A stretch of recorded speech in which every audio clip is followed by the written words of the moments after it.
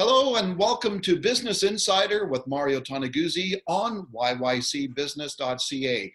Joining me today is Franco Terrazzano, who is Alberta Director for the Canadian Taxpayers Federation. Thanks for joining us today, Frank. Well, thank you so much for having me on. Well, the Business Council of Alberta recently released a report talking about the finances, the state of finances in the province, and they suggested as an option and a recommendation is that province should and may have to look at a sales tax in the future. What are your thoughts on that? Well, this is an extremely tone-deaf report that's coming from a group of Alberta CEOs calling for tax hikes on families. And before the group of CEOs puts out another report calling for tax hikes, they actually need to sit down with these families who are struggling to put food on the table, with the many workers who have lost their job, who have lost their livelihoods, with the workers who have taken significant pay cuts, not just over the last year, but over the last 5 years before calling for tax hikes. So we see this report as extremely tone deaf, and we have to remember that the real problem in Alberta is a spending problem. Okay, let's talk about, first of all, the idea of a sales tax. So obviously this province has resisted that for ages. Is it political suicide, do you think, for any government in this province to introduce something like that?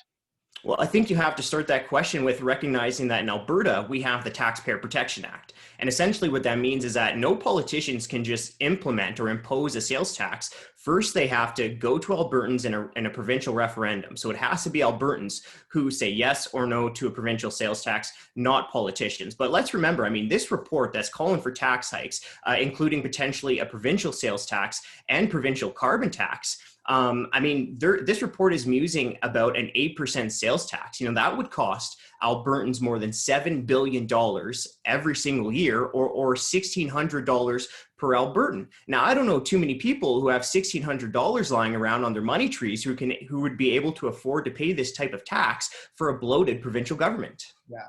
So there's no doubt, though, that we have a problem financially in this province, right? No doubt. We're going to be seeing this budget right around the corner. It's going to be top to bottom in red ink, right? We're expecting a $100 billion debt tap. But the problem here is a spending problem, right? We saw the Blue Ribbon panel on Alberta's finances. We have a $10 billion spending problem every single year compared to other large and similar provinces. And even if you look at this report from the tone-deaf CEOs, if you look at the numbers, if we brought our spending in line with spending in Ontario, the deficit goes away. So what do you, from the CTF perspective, what do you guys propose that the province do to get out of this predicament that they're in terms of finances? Well, you got to tackle the spending problem, right? You can't tax your way out of a spending problem. And we've had a spending problem for many years, and it spans multiple political parties, right? We saw the PCs, they jacked up spending during their last half decade in power. We saw the NDP come into power. They were so fiscally irresponsible that they put in a carbon tax. They jacked up business taxes. They jacked up income taxes, and they still added tens of billions of dollars in debt. Now we have the UCP in office, but it's very important to remember, even before COVID-19, the UCP were expecting to increase spending levels beyond the NDP. So far, we haven't seen politicians across the political aisle be willing to do what's necessary and tackle that spending problem. And why is that?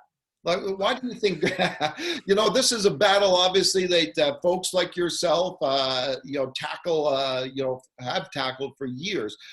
Why is there a reluctance on government? It doesn't matter what level it is, federal, provincial, municipal, in terms of tackling that issue of overspending. Why don't they do it?